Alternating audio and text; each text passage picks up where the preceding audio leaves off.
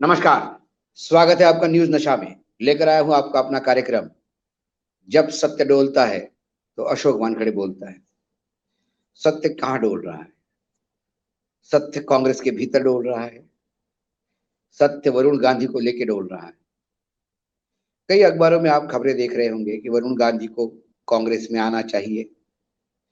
एक लॉबी लगातार काम कर रही कि वरुण जी लगातार सरकार से नाराज है। वरुण जी को अपने परिवार में वापस जाना चाहिए। राहुल गांधी को बड़ा दिल रखना चाहिए और उनको वरुण गांधी को पार्टी में लेना चाहिए। लेकिन क्या प्रैक्टिकली ये हो सकता है क्या? यकीनन वरुण गांधी वर्तमान में भारतीय जनता पार्टी से भयानक खफा है। हमें थोड़ा सा इतिहास में जाना होगा। संजय गांधी जो सही मायने में इंदिरा गांधी के वारिस थे, पॉलिटिकल हेयर जिसको हम कह सकते हैं, और इमरजेंसी के बाद एक तूफान सा खड़ा हुआ, संजय गांधी की तूती बोलने लगी। उसी बीच उनकी मृत्यु हो गई एक दुर्घटना में। प्लेन क्रैश हो गया। उसके बाद अपने मां को अकेला देख राजीव गांधी को जबरदस्ती पायलट की नौकरी छोड़ राजनीति में उतरना पड़ा, जिसके लिए उनकी पत्नी सोनिया भी उनके साथ आई, लेकिन मन से बहुत दुखी थी क्योंकि वो भी राजनीति से दूर जाना चाहती थी। उसकी एक अपनी अलग दुनिया थी। लेकिन जब किस्मत में हो तो क्या करो। राज राजीव गांधी का आने के पहले ही मेनका गांधी, जिनकी कभी इंदिरा गांधी जी से पटरी नहीं बैठी, इंदिरा जी से नाराज होकर वो घर छोड़ के चली गई। इंदिरा जी पे आरोप लगे कि विधवा बहू को घर से बाहर निकाला।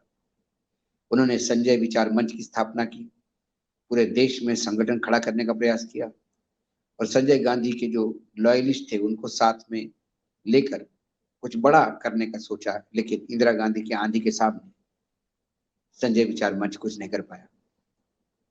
आगे चल के मेनका गांधी 2004 में भारतीय जनता पार्टी में चली गई, उनका दामन थाम लिया और उन्हीं के साथ उनके बेटे वरुण गांधी भी मां के साथ चले गए। 2009 में पहली बार वरुण जी को पीलीभीत से चुनाव लड़वाया गया, बीजेपी ने लड़वाया।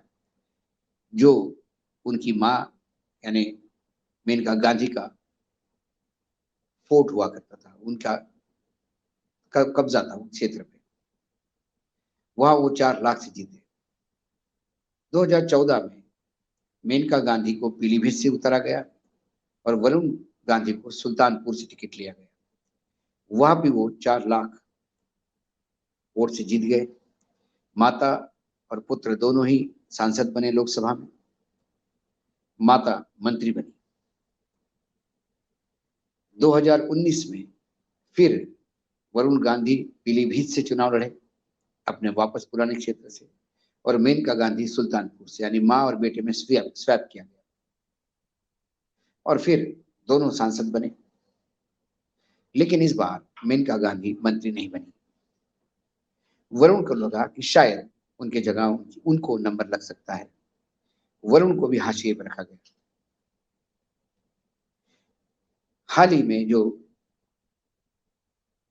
राष्ट्रीय कार्यकारिणी बीजेपी बनी, उस कार्यकारिणी से भी मेनका गांधी का पत्ता कटा।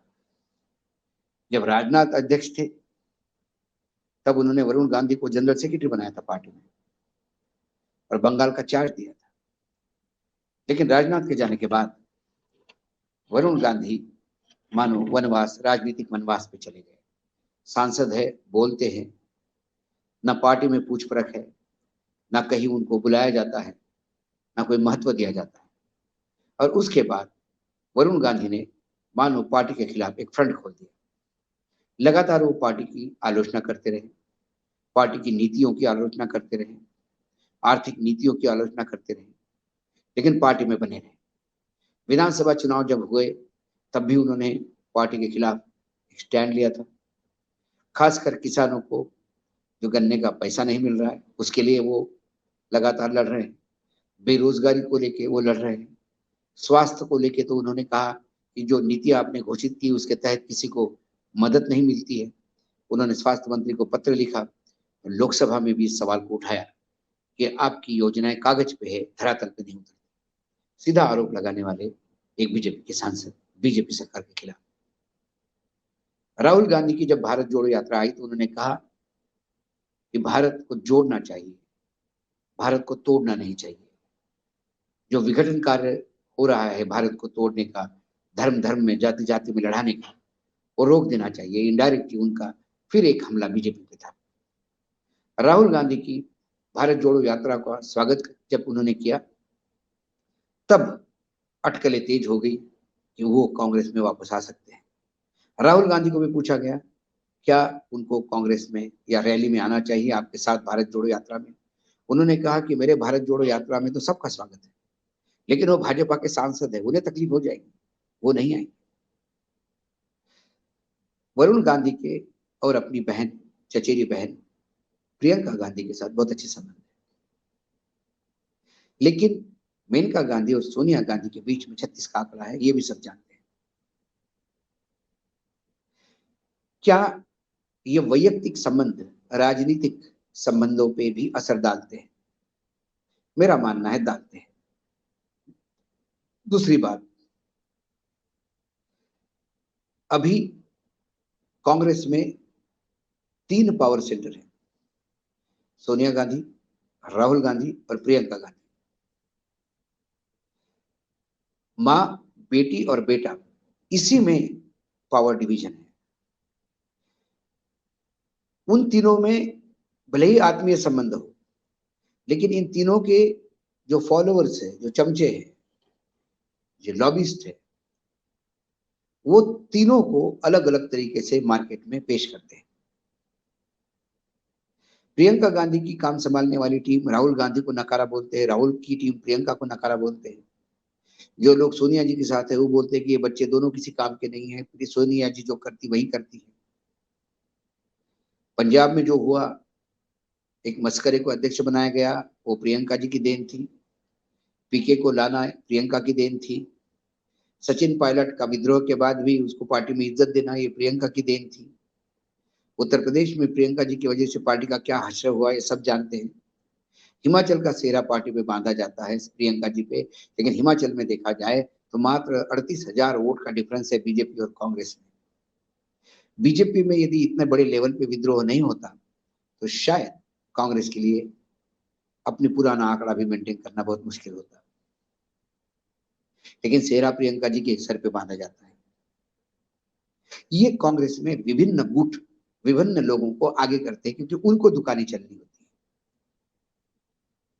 है। ऐसे में वरुण गांधी यदि आते हैं तो एक और गांधी यदि इस सत्ता के कैनवास पे उतराते हैं तो एक नया पावर सेंटर खड़ा होगा। कई लोग उनको याद दिलाएंगे कि सही मायने में तो आप वारिस है। मुझे याद आ जाता है मुगलों ने मराठों के साथ कैसा खेल खेला था। जब छत्रपति संभाजी को औरंगजेब ने पकड़ा और उनकी हत्या की तो उनकी पत्नी और बेटे को अपने साथ ले गए। दूसरी ओर जो संभाजी के भाई थे उनको मराठा साम्राज्य का राजा घोषित किया, छत्रपति घोषित किया। क्यों? क्योंकि संभाजी भी नहीं थे, संभाजी के पुत्र भी नहीं थे। उनकी मृत्यु के बाद उनकी पत्नी तारा रानी ने बाकायदा मुगलों से लोहा लिया और एक ऐसा समय आया कि औरंगजेब को पस्त करने में तारा रानी का बहुत हाथ रहा। लेकिन जब तारा रानी मुगलों को पस्त करके पूरे मराठा साम्राज्य की पूरी व्यवस्था करने में लगी थी, ऐसे में संभाजी के पुत्र को मुगलों ने महाराष्ट्र में जाने के लिए छोड़ दिया। संभाजी के पुत्र महाराष्ट्र में आते ही महाराष्ट्र दुविधा में पड़ गया। संभाजी जो छत्रपति थे उनके पुत्र छत्रपति बने या वो मुगलों के कैद में थे, इसलिए जो छत्रपति संभाजी के जो सौतेले भाई थे, उनको छत्रपति माना गया। अब वो नहीं है तो उनके पत्नी को क्या तारा रानी के हाथ में सत्ता होगी। आखिर में तारा रानी के बीच में और संभाजी के पुत्र के बीच में, शाहू महाराज के बीच में युद्ध हुआ और मराठी साम्राज्य डिवाइड हुआ। एक कोल्हापुर गया, एक सातारा रह गया। बड़े महाराज सातारा में रहे, ताराबाई अपना कुंबा लेके कोल्हापुर में गया और महाराष्ट्र मराठा राज साम्राज्य डिवाइड हो गया। उसी समय पेशवा का उदय हुआ। बाजीराव पेशवा के पिताजी वो सब देख रहे थे। उसके बाद बाजीराव प्रथम आ गए और फिर मराठों का इतिहास अलग हो गया। पूरी मराठा साम्राज्य पेशवाओं के अधीन हो गया। महाराज रबर स्टैंप बन के रह गए। यह इतिहास है। ऐसा ही इतिहास फिर से दोहरा सकता है कांग्रेस, क्योंकि जो भी राजनीति में है वो सत्ता के शीर्ष में जाने के लिए महत्वाकांक्षा दिल में लेके ही रहता है, नहीं तो राजनीति में रहने का कोई मतलब नहीं। राहुल गांधी कांग्रेस में आएंगे तो एक नया पावर सेंटर खड़ा होगा। राहुल के सामने एक और ताकत खड़ी होगी और ऐसे कई लोग होंगे जो राहुल को नहीं चाहते। वो आज मजबूरी में राहुल के साथ है, वो कल वरुण गांधी के सामने करके खेल खेल सकते हैं। ऐसे में मुझे नहीं लगता कि कांग्रेस में वरुण गांधी के लिए कोई अभी जगह है। हाँ, उनकी नाराजगी बहुत है और जो कांग्रेस से नाराज है, जो बीजेपी से नाराज है, जो कांग्रेस से नाराज है, बीजेपी से जो नाराज है, जिनको कांग्रेस में जगह नहीं, उन लोगों को तृणमूल कांग्रेस से लेके केसीआर की पार्टी तक कई लोग हैं जो चुनाव लड़वा सकते हैं। शत्रुघ्न सिन्हा एक बेहतरीन उदाहरण है। आज इतना ही।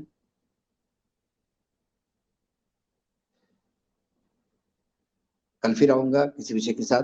तब तक के लिए नमस्कार। देखते रहिए न्यूज नशा। आप हमसे जुड़े रहने के लिए सब्सक्राइब करें YouTube पर, फॉलो करें Twitter पर और लाइक करें Facebook पर।